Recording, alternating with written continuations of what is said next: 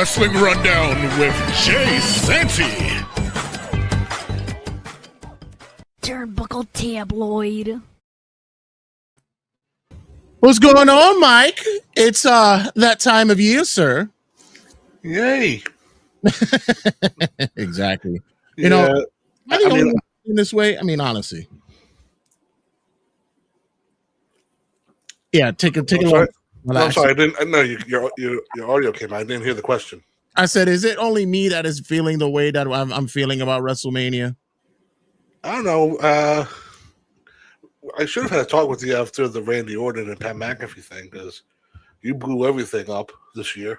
Yeah, I'm sorry about that, guys. But honestly, I had to make a call, and that call, I think it was best for everybody, bro. Like, honestly, it's not a good look. Yeah, it is funny because the way that I had it set up that night, I'm sitting there, I'm ready, I'm getting everything finalized for the event. I'm at Seneca, and they're like, oh, we were doing it again this year, and I said, yeah, we're good to go. Then all of a sudden, I then see what occurred on. Actually, it was brother AJ who was like, yeah, did you see what they just played on SmackDown? And when I heard it, I was like, well, that'll do it, ladies and gentlemen. Yeah, you could cancel that. Yeah, we're not doing it this year. No, that's enough. Yeah. I'm sad because I love having an event with all my peoples. I enjoy the time that we share, especially at the Seneca. They always look out for us and they take care of us. But this year, I'm sorry, people. It's just not going to happen. The buildup is not what I thought it would be. The card itself is just screaming for desperation. It's basically telling the fans, please watch us, please. I know you guys kind of like us, maybe. I don't know what's going on here. What's your thoughts and your takes on it right now? Well, I mean, I wouldn't say the matches are saying that. I would say the company is more like it, where like look at all these people that you love, right? You buy a ticket, and some fans are naive and say, you know what? Yeah, I will buy a ticket. The others are like, no, fuck you. Like I need my money. And so I heard on Twitter that when somebody tried to use the Pat McAfee thing for like the 25% off, right, that it added 25% onto their price to buy the ticket. Get the hell out of here. That's hilarious. That is hilarious. Shout out to everybody who's watching us on YouTube, on Facebook, and as well on TikTok and on Twitch, guys. Thank you guys for watching and being a part. We're live right now. We hardly ever go live, but especially with stuff like this, we got to make sure that everybody who has shared our same thoughts and beliefs on what's going on right now. I want to hear from you guys, so be sure you drop it in like chats on the chats as well. Let us know what your thoughts and feelings right now of build up for Mania. But that's crazy. They actually charged them 25% on it. That's fucking hilarious. Yeah. Oh man, but I think what's happening right now is, as they've shared, I guess, in the Netflix series, and we've known it for a while as wrestling fans. There's always a start point of what they are building up for the following Mania, and it usually starts the day after WrestleMania and such. So that's where their kickoff is at.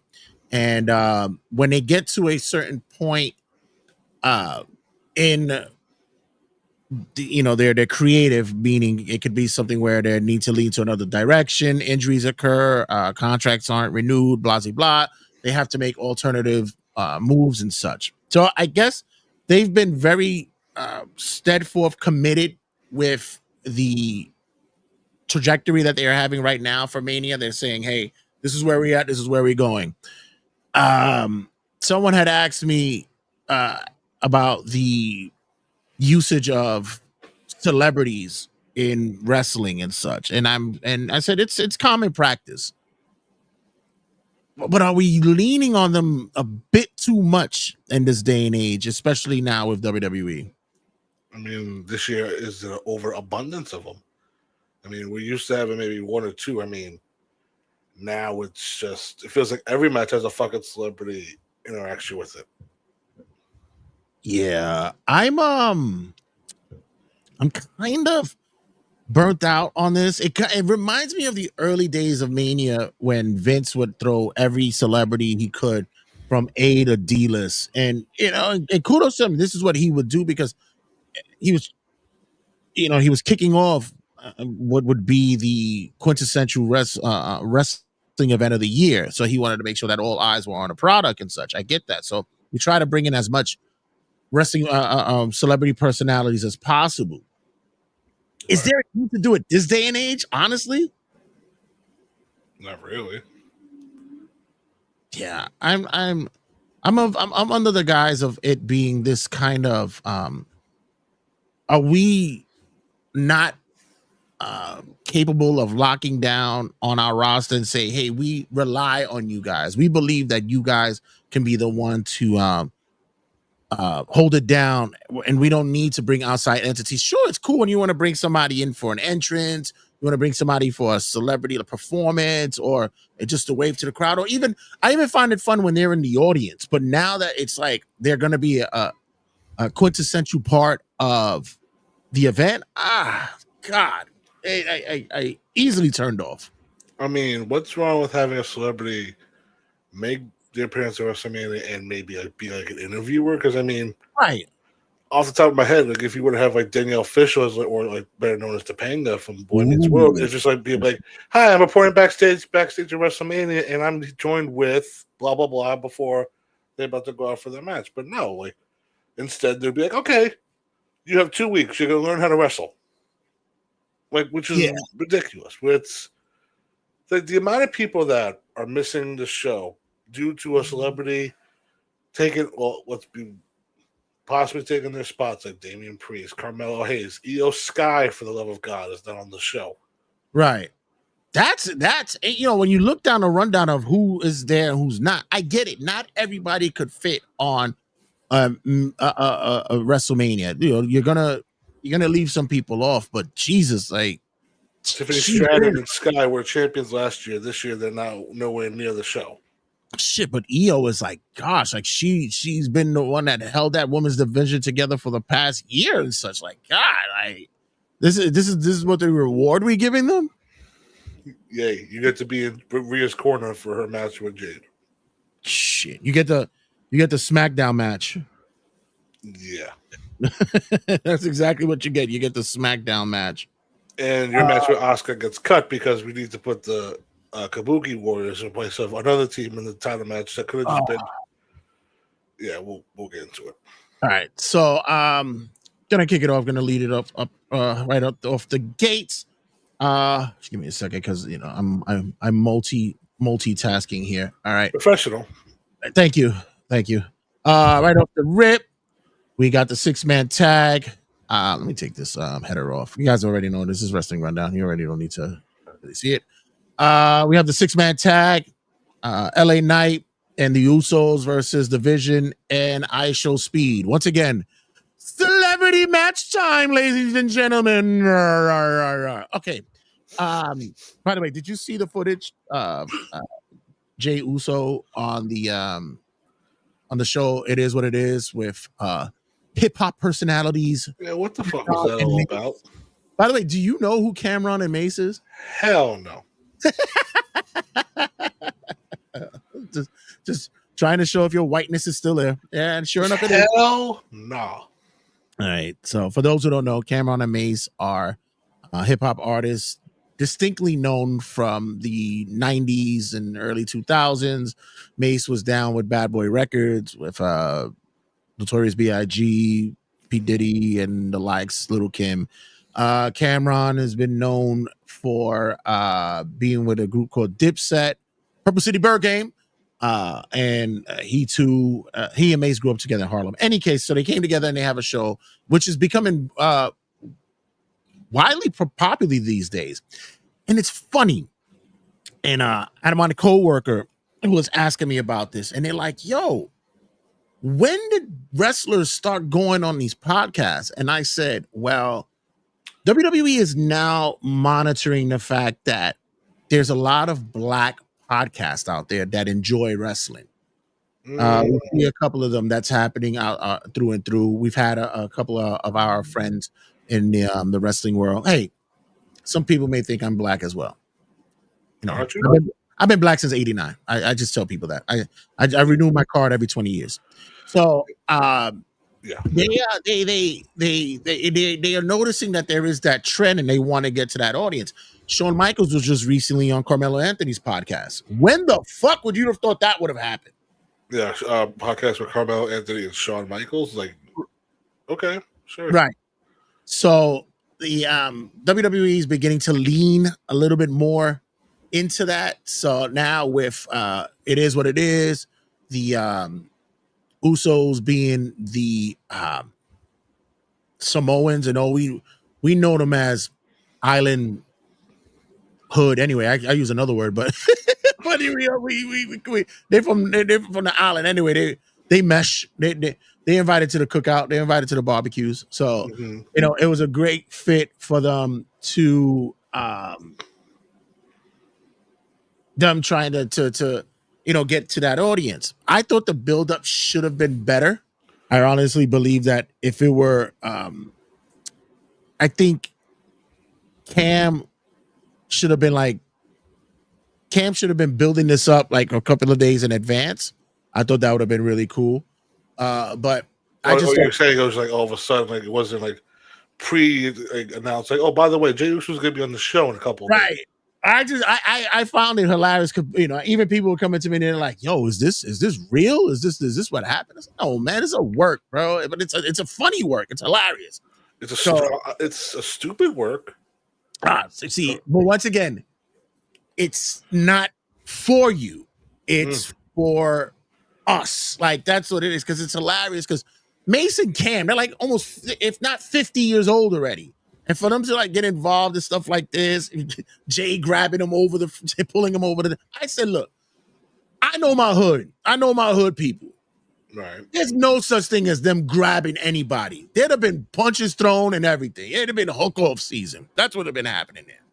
But nonetheless, it drew some attention. It drew some eyes on the product. And it's going to be funny how they spin this off later on down the line. But as for that aspect, we have they've been teasing this for the longest time to get him in here, to find a way to have him a part of wrestling and such.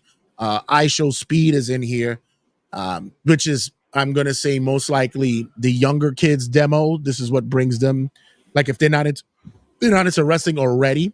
Does your nephew watch I Show Speed? Oh, hell yes. Oh, yeah? Yeah. Where he asks all the time about him. So basically, it all stems from the Rumble spot like 2 years ago. Right. No, last year.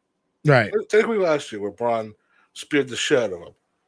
Okay. And then ever since then, like he would watch. He doesn't watch all this years, but he would like occasionally see what he does. But now it's just more the thing of he's gonna wrestle or like he's gonna be there full time. I'm like, oh god. But it's just, I have nothing against I Show Speed. He's one of the few celebrities that gets it. Like he doesn't, like, he's not pretending to know what the hell he's doing. He knows what the hell he's doing. Right. But it's just in this instance of LA Knight and the Usos need a match, and Logan Paul has nothing. So let's just put the YouTubers against the established guys. And by the way, theories here for shits and giggles. Yeah, pretty much. I think this is actually weighing him down. I'm sorry, but this is just not. You don't care about theory like they used to. He's a Vince McMahon guy. Triple H never cared or cares about him. Yeah, I'm kind of getting that feeling as well, that it's just become. Yeah, he's been bogged down and placed in this position where I think in other places, hell, maybe not even Raw, maybe SmackDown, he'll flourish better. I don't know. I just. Maybe not in WWE at all. Maybe like in TNA or like AEW would do better by him. Yeah, maybe this is I'm sad because I actually I'm a big fan of him. The kid has a look. The kid has a physique. Give him the opportunity. I think that he'll be able to talk his way into some main events as such. But nonetheless, for the 6-man tag, opening up as, of course, they are going to be on ESPN2. Mm-hmm. The kicker. What's your thoughts about that? That they're giving an hour away for each night. Honestly, it's not surprising, but I do think it's just one of those tactics of, again, you can watch your ESPN, but then if you want to see the rest, buy the app or pay for it. Like, do whatever you got to do to get this damn pay-per-view on your TV screen. Yeah. So it's just more of marketing and just trying to get more money out of us, and it's kind of, I don't know. It's like one of those. It's like the Family Guy bit I keep thinking of. Like, there's a guy that has like, oh look at my children, my wallet, and the guy's just smacking his wallet in another person's face until he kills them. Right. Yeah. Exactly. It's screaming desperation and such. Oh, look. Now it is. I'm gonna roll over. I want to see those numbers of the rollovers that happen if that occurs. That they're able to draw people to buy for the next possible 2 hours of this. So as for and mind you, this is something that UFC does. They've been doing this a practice that they've been doing for a minute.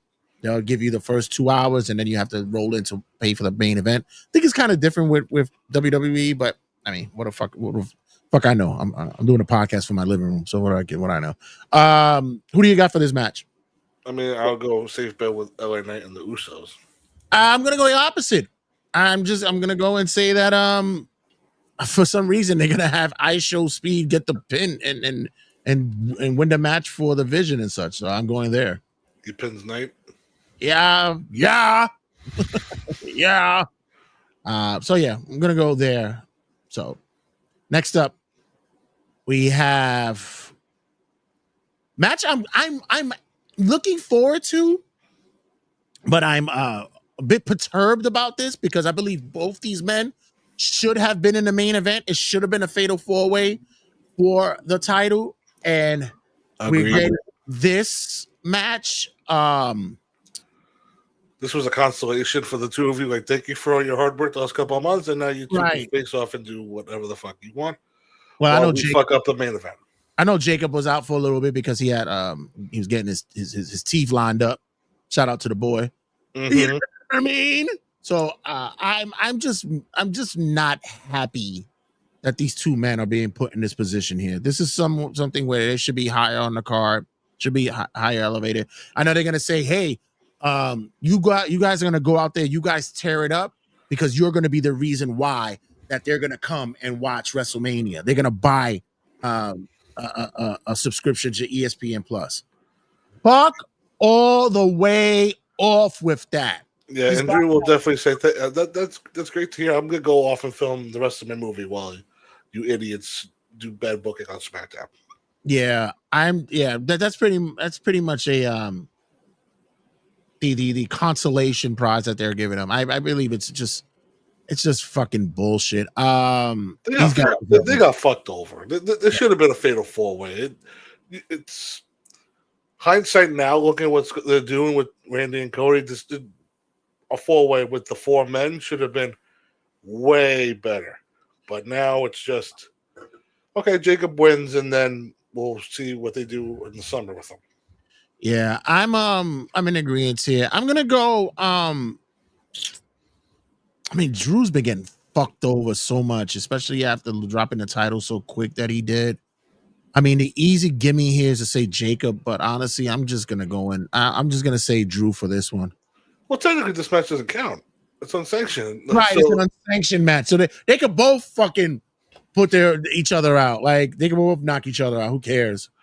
Is there a way for them to climb the WrestleMania set and have them fall off like they did a couple weeks ago on SmackDown, where they both just went on the ledge and I pretty much just looked at that and said, are you both trying to kill yourselves before the WrestleMania? Have we seen what the sets look like yet? Yes. Oh, okay. When did they display that? When did I miss that? They had like the YouTuber reactors in the ring and just but here it is, boom, and just, which by the way, like the way the graphic design is, so the way the night 1 looks, that's what the stage is on looks, and then night 2 is going to look completely different with a nice color of blue. So like Vegas is ruined, like post-apocalyptic. Old Vegas versus New Vegas, something like that. Yeah, and then night 2 is going to look very futuristic. Oh, okay. Yeah, I also think they dropped the ball with this bullshit when they went back to Vegas. I think they fucked themselves up and then put themselves in the corner for that shit. But at the end of the day, they gotta say, "Hey, we had the biggest turnout in Mania history, right?" Yeah, if they fuck up, if they not fuck up, but if they fudge up these numbers, it's gonna be chaos. Yeah, it's gonna Or be controversial, I will say. right. Wait till next year's Mania too. What happened? Wait till next year's Mania in Saudi Arabia. Wait for those numbers. 1 second, hold on. Yeah, so yeah, that's gonna be interesting, especially with the bullshit that's happening now. They really be any case. Oh, that's something to talk about later on down the line. Like I said, hey, like you said, it's non-sanctioned. Yeah, it'll be great that they both beat each other's ass, but I'm still gonna say Drew gets the win here. I'm gonna go Fatu with you. I would hope the plan was Fatu to get the title, like maybe by SummerSlam, if that's the plan. Right. But God only knows with this company. Next up, we have the Fatal 4-Way Tag Team match for the WWE Women's Tag Team. Good thing that this is on the first hour, right? Right? Yeah. Didn't we see something before that Nikki's not cleared? They did. So if Nikki isn't cleared, tonight they're gonna have to do something on SmackDown to change this. Is there a replacement? The Kabuki Warriors. That's why they're not going to do the Oscar Io thing, because they've been waiting for what Nikki's results are going to be. Oh, okay. Which is kind of bullshit. Might as well just make a triple threat. Why add another team to this? But then we did hear that there was breaking news earlier today. No need for the graphic because it's the sound if you want. But Paige is re-signed with WWE, and apparently the idea is for her to replace Nikki and tag with Brie. Well, I was gonna allude to that, but I was like, is that really real? Is it real? What, that the Paige has re-signed with WWE? Yeah. I believe it. As for WrestleFeed, that's where I get my stuff from. In an update, PW Insiders reported that W has signed Paige to a contract, a former WWE company, and the wrestling replacement. But that might be an idea, but I wouldn't do it. I would kind of wait till Monday for the winner of Becky and AJ. Yeah, I don't think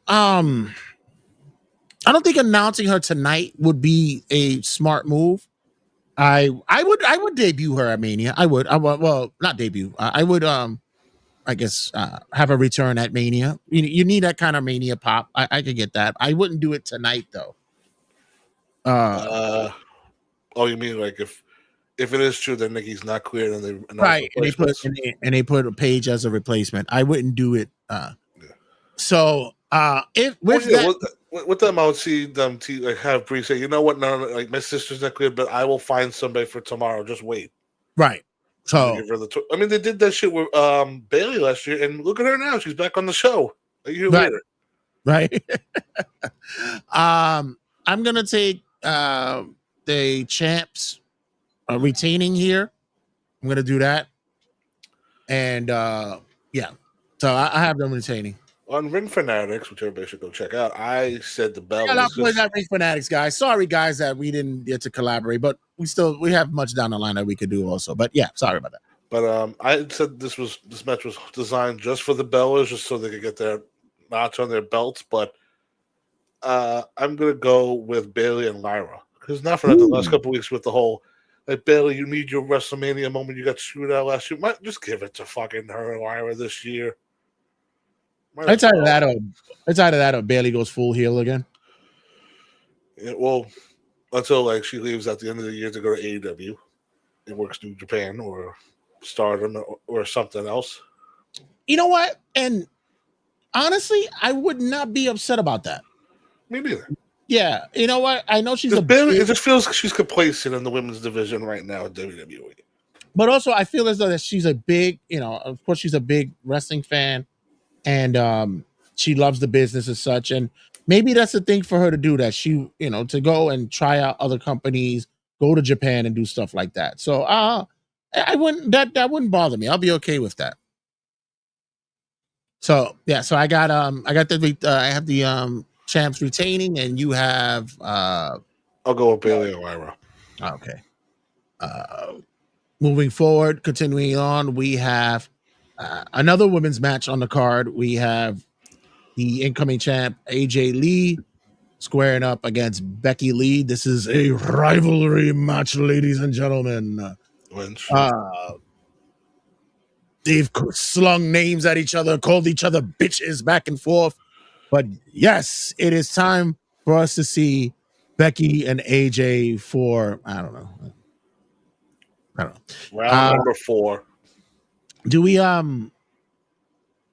see something spectacular here? I think the past couple of outings, AJ has not been looking like the AJ of old, which is understandable because like she has ring rust and she hasn't been in there in a while. You think this is the day in which we see actually a lockdown legit match from the two of them? Coming of true form of the old AJ Lee, maybe. But I mean, I feel like with them telling us every time, like, oh, like AJ's made Becky tap 3 times in all their encounters, just screams, oh, Becky's getting the win back. She's getting her belt back here because if she doesn't have the Intercontinental title, what's the other option? Her going for the world title, and nobody wants that anymore. So might as well just give the belt back to Becky. Have AJ go have her dream matches with everybody else on the roster, and have Becky continue working with the mid card women. And again, if the rumors are true and the report is accurate that Paige is coming back, 2 opponents lined up right here for you. Yeah, that's history there, right? AJ and Paige coming back. That'll be that's something there. That's kind of interesting as well. There's I know that we say that a lot about the men's division where there's a lot of old men that's still there. There's a lot of men who are, I say old and they're all younger than me. Picture that shit. But you know, they're but at the same time with the women, they too are dealing with that. But I'm not getting that same kind of vibe from them though. Like with the men, I'm like, you know, guys, I'm ready for you guys to move on. With the women, I'm not there yet. I haven't felt it with them. Maybe with Natalia. Not even with her. Like I'm okay with her. I mean, she's fine. She's at the spot where she's in. And plus, like, you know, she has the ability they've given her carte blanche to do whatever the fuck she wants. So I'm cool with that. Yeah, I'm gonna say, I'm gonna get, I don't know. I kind of want to lean to Becky winning, but I'm gonna say AJ retains. Okay. Yeah, I'm gonna go that way. Don't know why I did that. I think a better move would be for Becky to win, but I don't know. I think knowing WWE silliness in the past few months, it's going to be that way. Past week. Yeah, pretty much. Next up, it is Gunther versus Seth Rollins in the what the fuck just happened here match. This is the throw shit at the wall and see what sticks, or they played a game of darts and they said, okay, let's make a random match right now. It's first up is Seth Rollins and the other one is Gunther. So, I guess the hope was maybe getting Seth and Braun, but Braun hasn't been cleared as of yet. Or apparently he is, and they're not in any rush to rush him back because they want to do proper build. Okay. Which is fine. And then the other thing is, we can't have a Mania without Gunther being in it, right? But the thing is, with the last couple months with Gunther, with him retiring Goldberg, Cena, and AJ, is he needed on this show? I mean, because the other option was it was going to be him and Ray, and that's not the match to do if it's going to be the end of his career. It's Ray and his son. Right. That's the one you want to. That's the big build up, and then you want to do, you know, mask versus retirement or whatever the fuck it is. Hair versus mask. Hair versus mask or hair versus retirement, whatever. I'm going to say that I probably would have been okay with Gunther not being at Mania. He could have done like a spot where maybe he interrupted in a match, or maybe he came out and drew some heat or something, or maybe alluded to what would be coming down the line, which is Gunther versus Brock, maybe at SummerSlam, maybe. But I'm not. I would have been okay with this match not being on the card. But you know what the funny thing is? This is probably gonna be the best wrestling match of the weekend. Okay, I could see that. When you think of us, like, there's no steps, there's no gimmicks. It's not Seth's career's on the line. It's just a regular wrestling match where if you just put these two in the ring, they're gonna give you the best wrestling match they can. All right, I'll agree with that. You're right. But do I expect shenanigans? Yes, because I do think Braun will make his appearance and spear the living shit out of Seth. That, and I'm also going to say that I believe that the whole Heyman effect, because I like how Gunther tried to allude to say that I'm doing this as a favor for Paul Heyman. They needed someone to help to expose and get rid of. I'm okay with that. So just don't make him a Heyman guy. That's the last thing this dude needs. Yeah, he's fine without it. But I'm going to say that what's crazy? I would have been fine without this match. Would it have been better if you say Gunther was in the Andre Battle Royal and won that stupid thing? Right, maybe that. And then have him, proclaim himself to be the best wrestler in the building because I could have done that at Mania. But I'll say what I would have preferred in this spot later on, because it might actually should be in another match as well. But I'm gonna say Gunther wins here. That's easy pickup for me. And the thing is like when you put Gunther in the situation of him retiring people, it's not the time to lose. And unfortunately, Seth is just coming back from injury himself, but you have to lose, buddy. Right. Unfortunately. And I think me and Nick brought it up. Watch, a month out from SummerSlam, like Gunther's gonna put Heyman to the side. He goes, I want that favor now. Heyman's gonna be, oh, perfect. I'll get you a title match. He goes, no, I want your boy at SummerSlam with his career on the line. And Heyman's gonna get that oh shit look. Yeah, I think that's exactly where we're looking at. That's what it's going to be building up to. So, I'm taking Gunther here. You said you're taking Gunther as well, right? Yep. All right. Next up, the real heat that's going on AEW. I mean, on Raw, we have Stephanie McClure versus Liv Morgan. I have to say, with the knot that Liv got on her forehead, it sold it for me. It was good for me. And poor Roxanne too. That poor girl got knocked the fuck out from Liv's head. Yeah. I mean, she was laying there dead after that. She didn't even move. But I mean, when you talk about storylines, it's like, okay, Liv wins the Rumble and Stephanie challenges her or says like, oh, you privileged white bitch, you don't deserve anything you've gotten. And now it's like, oh, your mom's a puta. So it's funny because Liv is actually coming in more as a face for me here than anything else. It feels Stephanie comes like a bully, right? Like she yeah. I mean, especially that promo like months ago. I think it was like over a month ago where Liv was doing that sit down interview and Stephanie just comes in, just berates her in Spanish. Right. It doesn't she doesn't seem very likable at the moment. Maybe that's done purposely. It's intentional to do that. But and of course this is going to be where the WWE fans are going to really be behind Liv for this one. Especially after her debut video of Trouble. Wow. Okay. That's great. I mean, we're trying other things with Liv, right? I mean, people want to be actors. She wants to be the next Britney. So I know, right? Listen, go for it, girl. Hey, everybody's a star in one way or another. I'm gonna say for this match, I'm gotta say that Liv gotta gets the win here, right? Yeah, I think so. I think me and Nick pretty much mapped out the whole summer for the women for the Judgment Day, where you have Liv win this. Roxanne gets the Intercontinental title.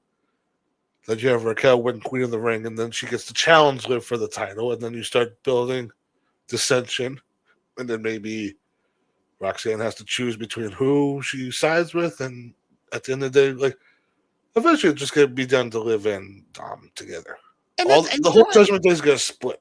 When you talk about being predictable, that's not a bad thing in this scenario. That's actually really good. Not at all. Yeah, that's actually really good. Sometimes predictability can be a good thing. It's just that if it's you know where it's going to go and then they swerve you for no fucking reason, that's when fans get pissed off.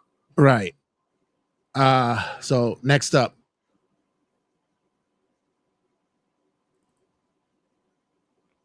Is this shocking that this is night one? Cody Rhodes versus Randy Orton. Honestly, with the way the last couple weeks have gone, I would have switched this with the Brock and Olba thing and have Brock and Olba main event night one. But I got a feeling that Olba and Brock match ain't gonna be as long as people believe it's gonna be anyway. We'll get to it, but we don't have. I didn't give you the updated graphic that has that asshole Pat McAfee in it, but he's there. The way they made this match go for the last 2 weeks, it makes it sound like or makes it feel like it's Cody versus Pat. Right, exactly. Like Randy wouldn't be damned.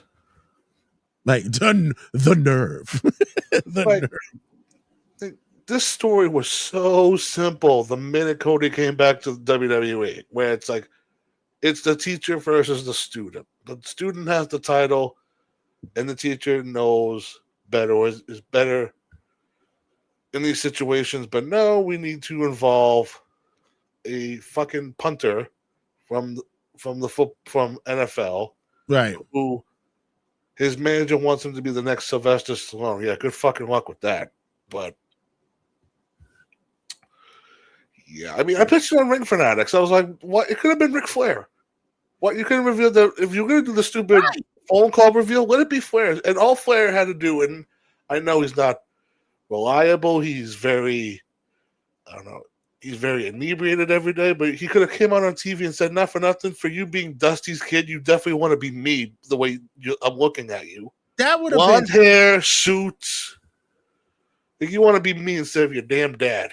So I had a feeling that's actually a really good idea, though. I had a feeling that they were really maybe trying to bank on the fact that they could have gotten Jericho. I was really believing that maybe they could have. They were looking at how the timeline was. Jericho could have been someone for me that if he did come back, where it'd be that he's scorned that Cody left AEW, left the promotion, where they were, where they at probably at a difficult time, and you're not really you're just a poser. You're not really a team player. You only have doing that. So I kind of believe that went out the window, and then you could have done it with Orton too. Yeah, that would have been fantastic as well. And the McAfee thing is just, what I find intriguing with this. Randy is such a company guy now that he's in his last couple of years with the business. You could tell that he's ready to be a family man, stay at home a little bit more and such. That right now he's just on some, I don't give a fuck, bro. Like whatever you guys want me to do. If this was Randy 20 years ago, oh my god, years ago, he'd have been pissing all over this shit. You have heard stories of Pat McAfee trying to buddy up Randy, and the next thing Pat knows, he has a big piece of shit in his bag. Exactly. A fucking log is in his bag, honestly. So, this is something that just screams. I don't give a shit. Fuck it. Let's just whatever. This just screams TKO stepping in again, like they did last year with fucking Travis Scott and The Rock, but this year it's fucking Pat McAfee. I'm honestly going to say that and the stip be damned, because not for nothing, they've already advertised Backlash where it's going to be Randy and Pat versus Cody and Jelly Roll. Well. Guess who just stepped in the building? Mike was waiting for you, Ben. Our boy Ben DeBrin checks in from as the mayor of Mooklin. I guess I'm the mayor of Mooklin, and you're the milk of Mooklin. So, Ben DeBrin is in the building right now, sir, and it says, I still don't know who Pat McAfee is. Listen, We know him because of him being in the American Football League and such, and then he became such a personality. Huh? You do. I know. I'm like a casual football fan, so it was like when this Pat McAfee guy showed up, I was like, "Oh, you played football? Cool." Yeah, he was kind of a character whenever he did his sports commentary and such. So he had some kind of personality. Didn't know that he was a big wrestling fan, so much so that he built a ring and such. But the problem is, we asked for the punt kick to return, not the punt kicker. Right. Exactly. It is that exact. Is this the reason why? Please don't tell me this is the reason why this happened. Please do not tell me the reason why we have Pat McAfee with fucking Randy Orton is because of the punt kick. Watch, Pat McAfee's gonna be the one. This is why I didn't do the event, because of shit like that. That's why I canceled at the Seneca. I'm sorry, guys. I canceled at the Seneca. Watch when the spot comes when Randy's gonna measure for the punt kick. Pat goes, "No, I'll do it." Exactly. Exactly. Thank you for pointing that shit out. Watching busy right now, but we'll try to watch it later. Thanks, guys. Thanks, man. You're always awesome, bro. By the way, shout out to everybody that has joined the channel now. Thank you for joining. My God, thank you guys. You guys who have been subscribing to us on YouTube. It's been amazing. We have reached over 500 followers and subscribers on YouTube this past week. Thank you guys for being a part of it. Slowly but surely, we'll get to the point where we're going to be getting monetized. And with your help, you guys are going to get it there on YouTube. Tell them that part. I mean, that's what we're here for. We need to get monetized. That's what it is. It's and provide entertainment in the wrestling world.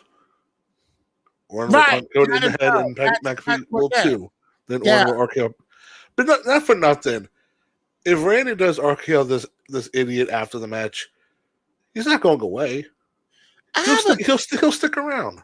I have a feeling that Jelly Roll is gonna fucking turn on Cody. Yeah, I'm with that. Yeah. When you say things, they come true. I just have a feeling. I don't know. It just seems. Yeah, it seems about right. And that's not Jay. In the last couple of years, who has Pat McAfee been loyal to or like been a big fan of on television? Michael Cole.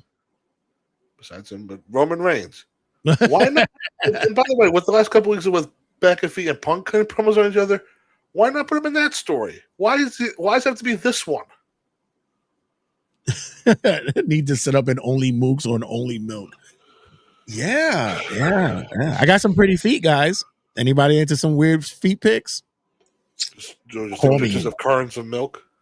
No, I look like I'll be splashing. I'll be splashing with my feet in milk. It'll be an old. Who do you got? I got Randy winning.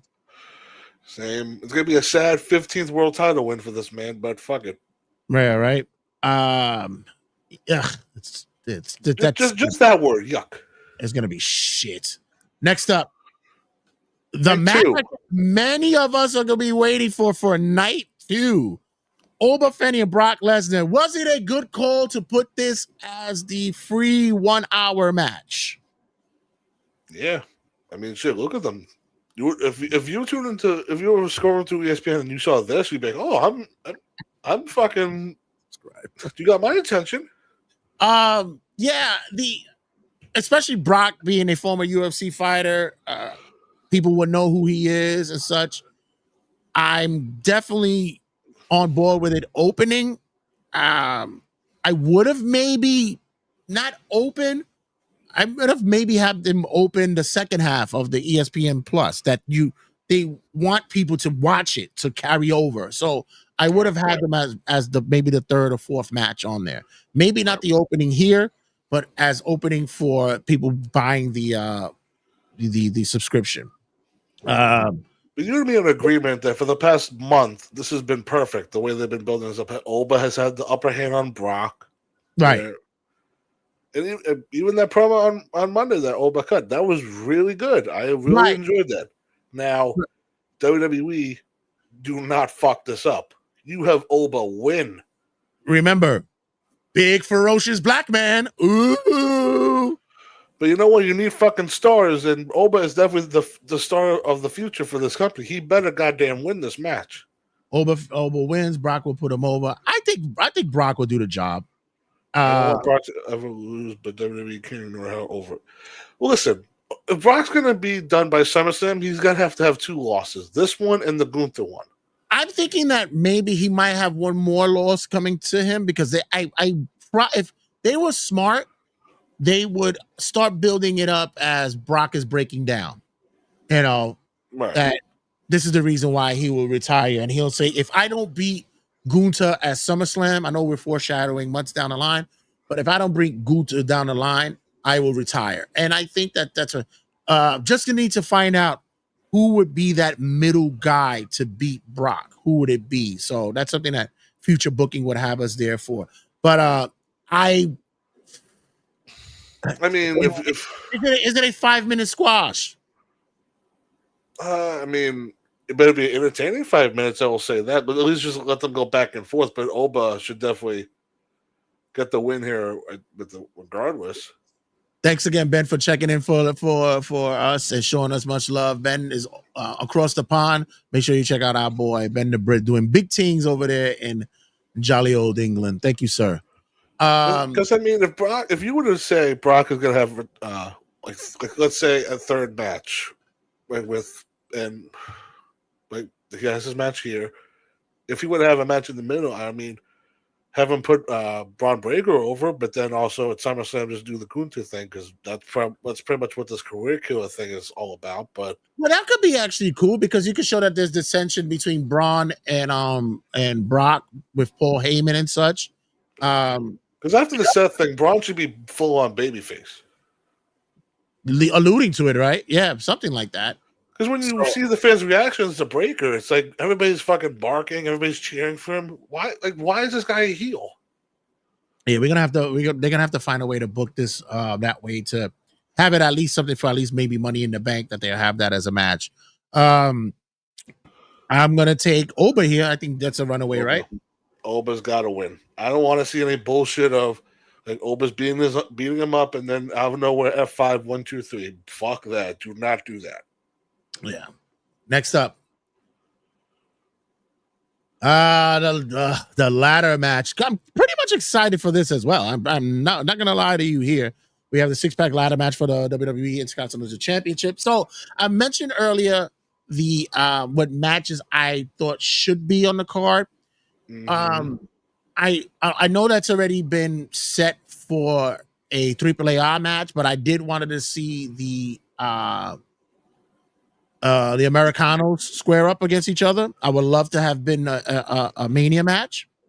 But just to put a counter argument, it's better they're doing in Mexico because the reaction those two got the other day, it deserves to be in Mexico, not on this show. Because in WrestleMania, the crowd will not give a fuck. Great. Granted, I get that. So my other option was, why didn't you put these two guys in this match? Made it an 8-way match. It's fine. You could have put 8 guys in this match. It would have been a great build-up for their match in Mexico. Whereas you could have, each one, halting them each other from getting the title. It would have been it'd have been fun to have them involved in this match.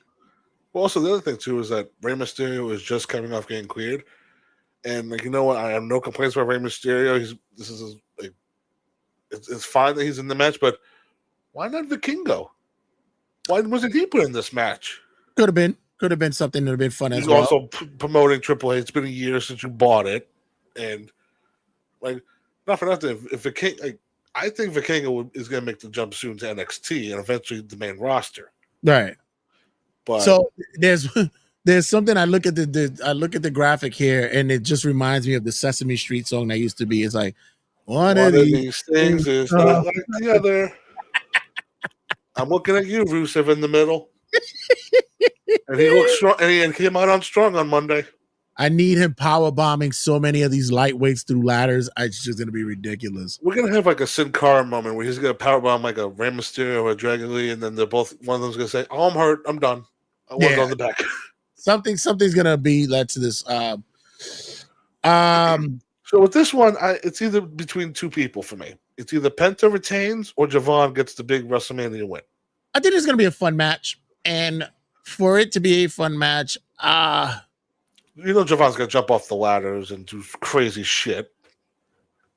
right. Oh my god, you know who I fucking would love to see win this just to be a fucking asshat about it? Fucking JD McDonough. Oh, bobblehead. Oh my god, I would love to see him win this just so he could bring it back to Judgment Day, and then there's some tension there with him and Dominic again, like not again, but alluding to it. That's my title. You just won, buddy. Right. So, I mean, Penta Javon I'm going with for the win here. I'm gonna, you know what, just for the fucking shits and giggles, I'm gonna go JD McDonough, honestly. But why not Rusev? Why would you pick Rusev for the shits and giggles? Oh, nah, because please. But it would be, I think would be the interesting thing would that if Ray won, because you know Dominic would have to go for his father, but they already have something planned for him and his father anyway. So I'm gonna say, I'm gonna go JD McDonough on this one. But what if they do that? But what if that's the emphasis of it? What if Ray wins and that's why Dominic wants to end his career? Right. And he'd be like, I'll get the title and end your career in one go. Yeah, that could be possible. I could see that. It would just suck for Penta because it's like he just won this damn thing after like 5 tries. He goes into Mania and loses the belt already. Yeah, I'll go. Like I said, I'll take JD McDonough here. Next up, for another celebrity fucking match. Yikes. Sure. So you know who's not coming well? You know who's not coming off well in this match? Sami Zayn. Like Sami is not coming off well in this match. Gee, I wonder why. We're hearing the crowd. He's just coming off whiny again. What did I do wrong? I'm the Sami that you all love. You people are supposed to like me, damn it. Fucking Efron, great value Booker T. I wonder who he's talking about. I'm going to say that the Little Yachty thing is, like I said, I'm not really feeling the celebrity thing. The exception is that him and Trick do work together well. Cannot deny that. Right. Great value book. Yeah. Like kid, I actually like Tired of Sami Fierce. Well, not for nothing. With the way they're doing this, it's double turn time, everybody. So Sami pretty much shouldn't be going heel soon, but I would it's kind of like the Bret Austin thing. I would kind of start it here because Trick is getting over as fuck with the crowd. Right. Where I want to give Trick the win here right away, but definitely like have Sami win by hand and needs, whatever he has to do. But I think he wins by like a dirty pin or some shit. Like he goes for a schoolboy and he gets his feet on the ropes and gets to win. Right. And when he grabs at the rope and fucking some shit like that. I mean, the Little Yachty thing just came out of nowhere the past 2 weeks, honestly. Yeah. But like I said, even still, it's like it fits. You know, black people stick together, right? Right. Whatever. Right. But the big thing which is going to be the push is going to be to get him and Mello competing against each other, right? Yeah. And then I think if you're a black fan of WWE, you would hope that if you're a black fan of WWE. Well, yeah, but listen to where I'm going with this, because a lot of people say like, "Oh, Triple H doesn't push black people well." Yeah, right. Well, we're about to find out with Trick, Javon, and Oba. Right. True. And we'll see down the line what happens. That's true. I got. You know what? I'm a fan of the dirty pin here. I think Trick will win it later on down the line. It kind of takes away from, because he said like the double turn. It kind of takes away because Trick as a heel is actually working. I really like him as a heel. He's getting more cheers than boos now. Right. But still in all, I like that because Melo's starting to get and Melo, exactly. Melo started to get a following too. So, and that's what After I'm saying. 2 years, which is crazy. Yeah, and then like he's gotten more of a babyface look, and plus that division could be very, very much on fire again. You have Ilya, you have Mello, you have Trick, you have Sammy in there for a little bit. There's a couple of other guys in there that could actually make that division fun again. So I'm gonna say Sammy retains here, but at the same time, I know this is probably gonna be just a slow burn to get him to Saudi. I know for Mania. I think that's where we're basically going to. So I don't know. Let him have his little run of him doing what he has to do to win his matches, and then by the time Rumble goes, he realizes the error of his ways, and then Mania he'll get the big win. Maybe, hopefully, we'll see what happens in a year. Right. Next up. We have thanks for spoiling this. You couldn't fucking wait till the day of the show to do the reveal. What are you talking about? Oh, no, I'm not talking about you. I'm talking about WWE. Yeah. I was like, just sent me the graphic. What are you talking about? No, because like there's no subtlety. It's like, oh, like what's that red thing coming off his forehead? It's like, oh, it's fucking paint. I think that's what WWE is banking on, because they're not banking on surprises, because they know that if they don't allude to it or basically just flat out say it, their mindset is like they're gonna be like, I don't care. Like people are not gonna give a shit. I think morons. She's gonna be the demon. This is what I'm saying. I think this is what people are looking forward to. They want to see this. We've been waiting. This, not for nothing. When you think of like all these matches, this is a match a year in the making. Yeah, when Dominic pinned Finn last year to win the IC title. Yeah, good mix of veterans and youngsters. Yeah, for that mid card division and the SmackDown. Yeah, definitely. You have a good blend there. I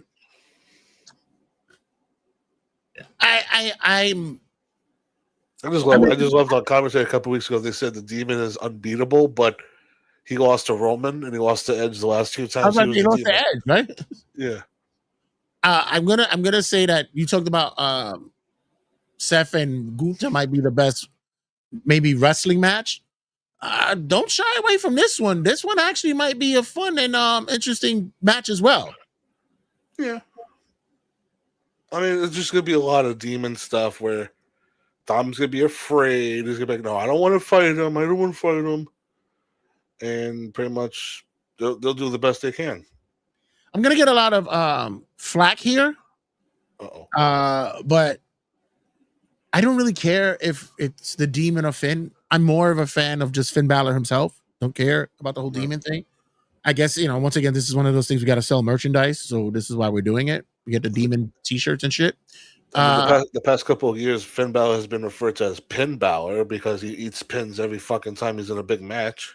I saw what you did there. But, yeah, I mean, Finn has to win this. I mean, Dominic will be just fine after this match. It's just time to go separate ways. Maybe Finn needs to switch to SmackDown, stay away from the Judgment Day, because I mean he needs something. Because if he loses this, it's like, okay, now you're still a loser, just in face paint again. I think Finn is finally gonna get his just due, which he's been owed for the past few years. We've been sitting here watching him do so much great work for a lot of other people. I think maybe it's time, like you said, maybe change of scenery. And if you put him in SmackDown, it helps. But even on Raw, I believe that there's something there for him as well. There's a good chase for it. Will he or won't he? Different kind of thing, especially with the whole Roman factor that's going to be there now. So I think maybe Finn may. I think after Mania, there's going to be a nice push for him. I'm going to take Finn here. Dominic doesn't lose anything if he doesn't, it doesn't hurt him if he loses here. I'm going to take the Demon here. Same. And I believe we're building up to the final of the 2 more. Oh no, it's 2 more. Sorry, yeah. We gotta get the bullshit women's title match over with Jay Cargo and Ripley. Please. I'm sorry, guys. This is probably going to be the worst that Rhea looks. I'm sorry. It's just going to be. Yeah. And we're not talking physically because that's been a whole thing too on social media, but we're talking about she's gonna have a hard time getting through this match with Jade. Physically, I don't know what the fuck people are talking about. She looks amazing. I don't give a shit what they're Yeah, but saying. no, but everybody's like, oh, like she like used to be this bit like jacked, and now she's like very skinny, and then she came out, she's like, oh, like, battling an eating disorder. So now it's like everybody's supposed to be like, now it's like everybody's an asshole because they pointed something out, but Who cares? Like, she looks fantastic. She's still fucking great as a wrestler. If you would tell me that she looks like fucking like she's 60 pounds, I'll be concerned. She looks fat. She looks fine. Stop it. As but for no, Jade, yeah. yikers. This could have been Cargo and Belair, but Belair still fucked with her finger. I'm going to say the whole pairing with Michin and B-Fab and all, I'm like, I guess. Bad Girls Club, I guess. But she is not retaining. I'm sorry. I think the experiment is over. I think they've gotten enough out of her. I think it's finished. Send her, she'll be drafted to fucking Raw maybe, or they'll send her to NXT or some shit. It's done with her. I got Rhea winning here. I would want Rhea to retain, but I think the experiment is not over yet, and we're gonna have to deal with more of this. Oh shit! Really? Because Bianca's not back yet. You're right. I'm gonna have Jade retains. I mean, it would be something if Bianca comes back and she costs Rhea the title. Right. Because Rhea's technically the person that injured her last year. So can Bianca come back to help Rhea win?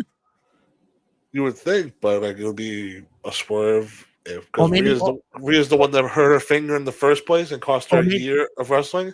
Or maybe she returns on SmackDown. Maybe. All right. I mean, the photos of Bianca after her finger surgery were fucked. Oh, that it was jacked up? Yeah. You would think, right? A finger. Shit. And then you have John the coach over there. Oh, she's gonna lose a finger. Sure. And finally, we have closing out WrestleMania in a whole, the best in the world versus OTC, CM Punk versus Roman Reigns. Shenanigans, buffoonery, the Usos, the Romans, the Roman clan, whoever is going to be involved. The Romans get involved in this. I'm going to say that they're going to try to stretch this match out. I'm really going to believe they're going to try to at least do 25 minutes of this. I believe. Yeah. To be fair, I'm not expecting greatness out of Punk. I'm not expecting even greatness out of Roman. I'm just really. I really don't. I mean, honestly, everybody talks about 5 moves of doom with Cena and all this shit. Roman is just, spears, Superman punches. Yeah, I they're gonna. The promos have definitely been the best part of this build. Yeah, the heat has been, except for Raw, the last Raw. This whole admiration bullshit. Fuck off. Ugh. I'm gonna save that shit for fucking the Raw after fucking Mania. Please. I mean, they had me when Punk had that line about like, I'm gonna bury you next to your father, and then you had the next couple weeks of the Usos like being like all pissed off, like, hey, listen, we don't give a shit about you and Roman. Just fucking apologize, because that's not cool. And then Punk's like, I apologize that your cousin treated you like shit for all those years. Please, the best line that Roman could have said is, I'm going to bury you next to Larry. That would have been fucking great. Yeah, but apparently that was like a no-go, that nobody wanted to cross that line. It's like, really? Listen, yeah. I love my dog and everything. I miss AJ every fucking day. But God, that would have drawn so much heat if somebody would have said that shit about my dog. Honestly, that would have been fucking money right there. But that's a no-go. Fuck off. Dog is off limits. Should have brought an urn of Larry to the fucking ring. Like Punk brought an urn of fucking of Paul Heyman. He should have brought an urn of fucking Larry. Roman wins here, right? We're not Really though. Yeah, we're doing this again with Reigns holding a title and then going away for a couple months, and we don't see him till SummerSlam. Yeah, and I think Punk is gonna have one of those moments where he's gonna be like, he can take some time off as well. I think he'll be all right. I think Punk retains. I think like the Usos will get involved, but it's not gonna help. Like I think just at the end of the day, Punk will retain the world title at WrestleMania. That's interesting. I'm a Punk guy. You already know this, but I don't see him winning there. He got his WrestleMania moment. He's main eventing Mania, so he got in a singles match. Everybody was not happy with the triple threat. In a singles match, and he's coming as a champion. So yeah, I think we're good here. But other than that, going through it, I'm glad I didn't throw the event because honestly, it's something that I would have probably been happy to watch it at home. I'm okay with that. This year is not anything that screams, "Oh, I gotta watch it with everybody." Right. But I will be at Seneca watching it at the bar. I'll probably have my laptop with a tablet. And in the corner by yourself. No, brother AJ will be there. Shout out to brother AJ. I'm gonna see you in a minute. I'll be there in a minute. I'm going to the bar now. But at the same time, I know probably if the bartender who is a wrestling fan, shout out to Ellie. Hi Ellie. If she's there, she'll put it on for us on the TV. So that'll happen. Any last words before we close it out here? Honestly, with the way this build has been, it's all being hopeful that at the end of the day they deliver. Hold me a chair, AJ. I'm on my way. All right. Yeah. I the card looks like it's going to underperform, but for me, I'm hoping, as always, I'm going to be optimistic here and hope that it does better than it looks. And we'll see, man. We'll see how it goes. I will say this other thing too, that if the only highlight is whatever John Cena and Danhausen do at WrestleMania, that's going to be a big problem. Have we warmed up to Danhausen? Yes. Yeah. Right. First, and everybody's like, "Oh, you like Danhausen?" No, I never didn't like him. It wasn't like I didn't like him. Sorry, you didn't know what the fuck it was. I didn't know what the fuck it was, and I always thought he was goofy. And he's still goofy. Right. It's still goofy shit. Not everything is a hit, but you know what? It's like 9 times out of 10, it's a hit. Will he wear out his welcome? Most likely. Most likely. But, it's still fresh, and he won his first match, right? Yeah. What we got going up and what's coming up for you and what's happening on New York WrestleMania? History and Headlocks is still chugging along, and we just did Shawn Michaels Part 1, and Part 2 is coming out very shortly, and me and Ari are working on something in the works that will hopefully debut in the fall, so stay tuned for that. Ooh, I like that. I like this. This under the table, under wraps, under the curtain, what's going on there? Yeah, we need to have a talk with our superintendent Jay Santee about that. So hopefully it goes through to the fall. Do not ask for any extensions to your facilities. We are without a budget. We're still waiting for more applicants, as per se. Speaking of that, thank you guys for liking and subscribing and following us on YouTube. We went from astronomically going up. Right. It was ridiculous. We were at 170 something, right? Maybe lower than that. We were at 190 on I'm gonna say last Saturday, and then in the span of a week we got up to 540. Guys, you guys have been amazing on YouTube. Keep liking, keep subscribing.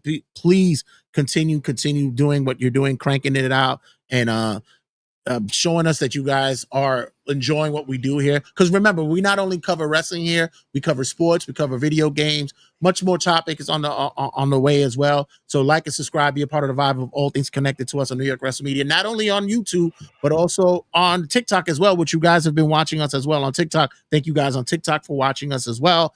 And also be sure you follow the podcast subscriptions as well. Doing big numbers there as well. I was showing Mike and Ari those numbers as well. You guys are doing great with being able to download and listen to the podcast as well. So thank you guys for that. And as always, check you guys. Wait, I can't do that yet because I forgot. I have to load it up. There we go. Check you guys in a sec. It's Wrestling Rundown with Jay Santee. Turnbuckle Tabloid.